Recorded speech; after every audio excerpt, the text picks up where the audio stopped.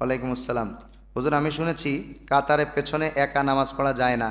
এখন আমি যদি পরে এসে সামনের কাতারে জায়গা না পাই, তাহলে আমি কি করব? অপেক্ষা করব নাকি দাঁড়িয়ে যাব? কেন? কাতারের মধ্যে একা একা দাঁড়ানো নিষেধ, হাদিসে নিষেধ আছে। এখন আপনার করণীয় হলো, আপনি যদি বুঝেন যে আপনার পেছনে আরো লোক আছে, আসতেছে, আসার সম্ভাবনা আছে, তাহলে আপনি দাঁড়িয়ে যাবেন, কোনো অসুবিধা নেই। আর যদি মনে করেন যে না, কেউ আসার সম্ভাবনা নেই, তাহলে যিনি মাসআলা জানেন এমন একজন মানুষকে আপনি সামনে থেকে টেনে পেছনে নেবেন, আপনার পাশে দাঁড় করাবেন, দাঁড় করিয়ে তারপরে নামাজ আদায় করবেন। কিন্তু আপনার যদি মনে হয় যে এরকম কেউ আছে কিনা আপনি জানেন না, সঠিকভাবে আপনি জানেন না, বর্তমান সময়ে এই মাসালাটা অনেকেই জানে না, এখন আপনি টান দিলেন পিছন থেকে, আপনার মেরে দিল একটা করে, মারামারি লেগে গেল। এজন্য ফুকাহায়ে কেরাম ফতোয়া দিয়েছেন, মাকরু হলেও সে একাকী নামাজ আদায় করবে।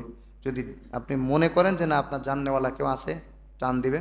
আর আপনারা এখন মাসালা জেনে গেলেন, যদি কেউ পেছন থেকে টান দেয়, কথা বলার দরকার নেই, পিছনে চলে আসবেন, সিচুয়েশন বুঝবেন। বোঝেননি? যদি বুঝেন যে আপনারা চিন্তাই করে নিয়ে যাবে বা আপনারা গুম করে দিবে, সেটা তো ব্যবস্থা নিবেনই। কিন্তু এক কাতার পিছনে আনলে তো আপনি বুঝতে পারবেন কি জন্য ডাকতেছে। মাসালাটা অত্যন্ত গুরুত্বপূর্ণ, আপনারা সব স্মরণ রাখবেন। পেছনে একাকী নামাজ পড়া মাকরু। চেষ্টা করবেন একজনকে সাথে নেওয়ার। প্রয়োজনে কাতার পূর্ণ হয়ে গেলে একজন এক কাতারে একজন ফাঁকা রেখে ওনাকে পেছনে নিয়ে আসবেন, পরে যারা আসবে তারা কাতার পূর্ণ করবে।